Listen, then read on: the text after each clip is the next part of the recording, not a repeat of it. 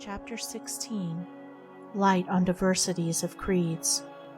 Those who depart from the common track in matters of faith and strike out independently in search of the higher life, as distinguished from the letter of religious dogma, are apt to sink into a pitfall which awaits them at the first step, namely, the pitfall of pride.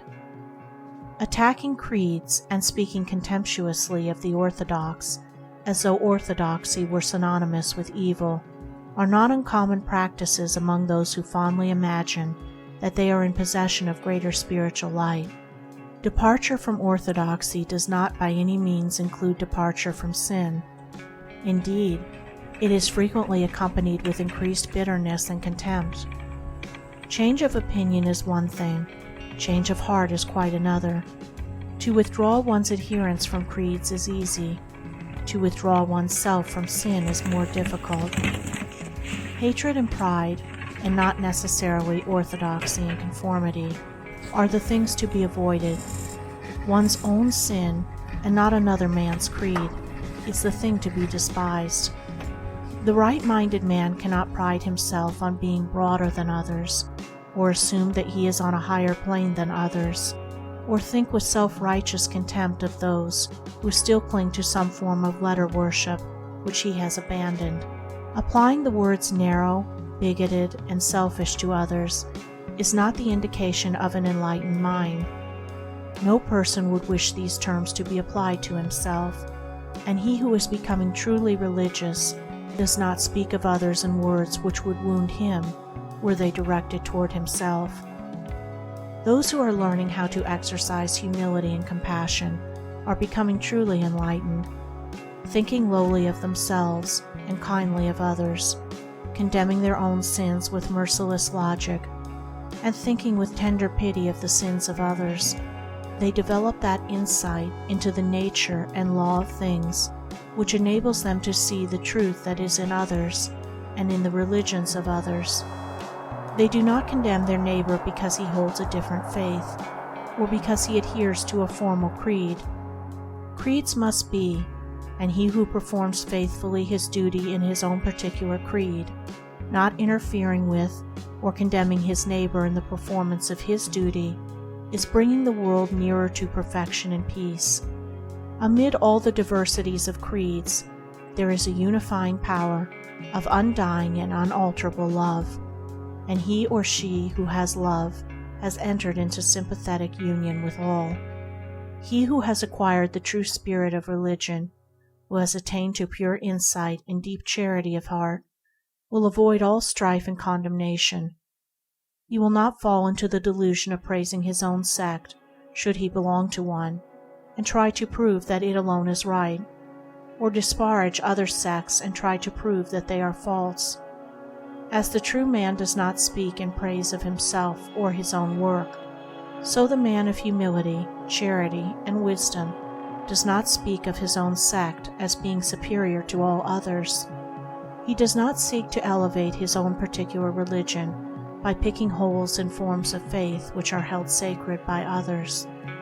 Nothing more explicit and magnanimous has ever been uttered in reference to this particular phrase of the practice of charity than is to be found in the 12th edict of Ashoka, the great Indian ruler and saint who lived some 2 or 3 centuries previous to the Christian era, and whose life, dedicated to the spread of truth, testified to the beauty of his words. The edict runs thus: there should be no praising of one's own sect and decrying of other sects, but on the contrary, a rendering of honor to other sects, for whatever cause honor may be due. By so doing, both one's own sect may be helped forward, and the other sects will be benefited.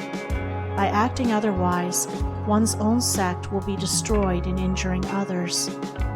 Whosoever exalts his own sect by decrying others does so doubtless out of love for his own sect, thinking to spread abroad the fame thereof. But on the contrary, he inflicts the more an injury upon his own sect. These are wise and holy words. The breath of charity is in them, and they may be well pondered upon by those who are anxious to overthrow, not the religions of other men, but their own shortcomings. It is a dark and deep-seated delusion that causes a man to think that he can best advance the cause of his religion by espousing what he regards as the evils of other religions. The most part of it is that while such a one rejoices in the thought that by continually belittling other sects, he will perhaps at last wipe them out and win all men to his side, he is all the time engaged in the sad work of bringing into disrepute and thereby destroying his own sect. Just as every time a man slanders another, he inflicts lasting injury upon his own character and prospects, so every time one speaks evil of another sect, he soils and demeans his own. And the man who is prone to attack and condemn other religions is the one who suffers most when his own religion is attacked and condemned. If a man does not like that his own religion should be denounced as evil and false, he should carefully guard himself that he does not condemn other religions as such. If it pleases him when his own cause is well spoken of and helped, he should speak well of and help other causes which, while differing from his own in method, have the same good view in the end. In this way, he will escape the errors and miseries of sectarian strife, and will perfect himself in divine charity. The heart that has embraced gentleness and charity avoids all those blind passions which keep the fires of party strife, violence, persecution, and bitterness burning from age to age.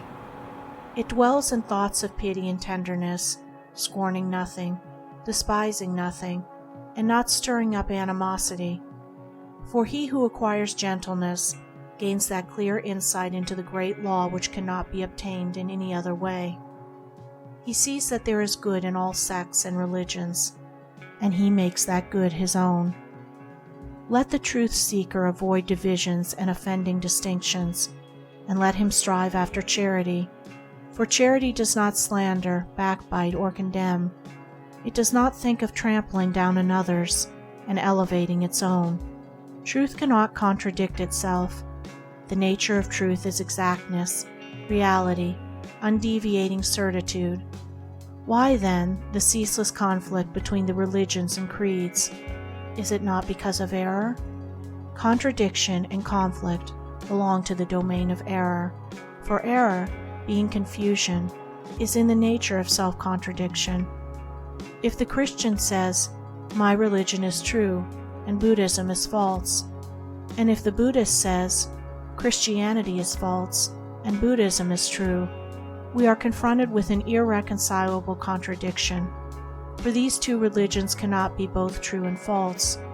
Such a contradiction cannot come from truth, and must therefore spring from error.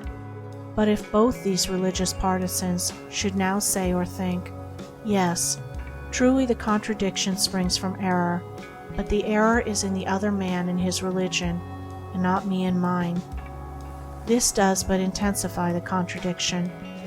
From where then springs the error, and where is truth?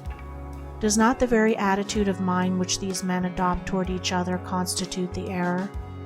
And were they to reverse that attitude, exchanging antagonism for goodwill, would they not perceive the truth which does not stand in conflict with itself? The man who says, "My religion is true and my neighbor's is false," has not yet discovered the truth in his own religion. For when a man has done that, he will see the truth in all religions. As behind all the universal phenomena there is but one truth, so behind all the religions and creeds there is but one religion. For every religion contains the same ethical teaching, and all the great teachers taught exactly the same thing. The precepts of the Sermon on the Mount are to be found in all religions. The life which these precepts demand was lived by the great teachers and many of their disciples, for the truth is a pure heart and a blameless life, and not a set of dogmas and opinions. All religions teach purity of heart, holiness of life, compassion, love, and goodwill. They teach the doing of good deeds and the giving up of selfishness and sin. These things are not dogmas, theologies, and opinions. They are things to be done, things to be practiced, to be lived. Men do not differ about these things, for they are the acknowledged verities of every sect.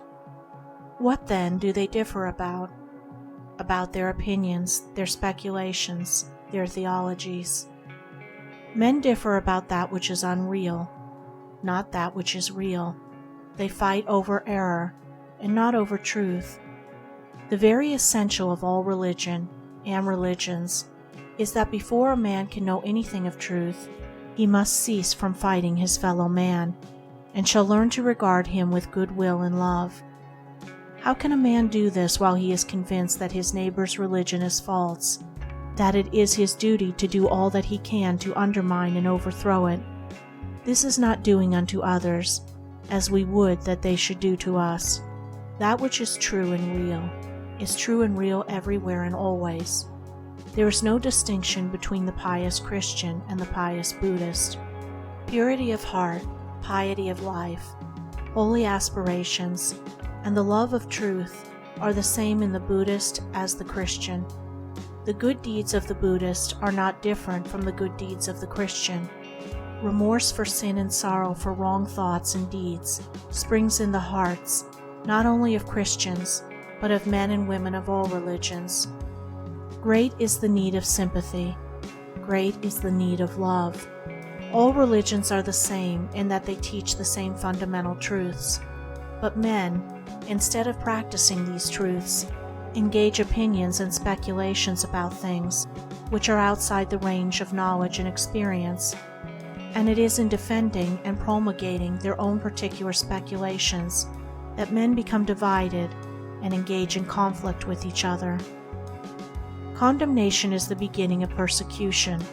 The thought, I am right and you are wrong, is a seed prolific of hatred. It was out of this seed that the Spanish Inquisition grew. He who would find the universal truth must abandon egotism and quench the hateful flames of condemnation. He must remove from his heart the baneful thought, all others are wrong, and think the illuminating thought, it is I who am wrong. And having thus thought, he will cease from sin and will live in love and goodwill toward all, making no distinctions, engaging in no divisions, a peacemaker and not a partisan. Thus living charitably disposed to all, he will become one with all. He will comprehend the universal truth, the eternal religion. For while error and selfishness divide, truth demonstrates truth, and religion unifies.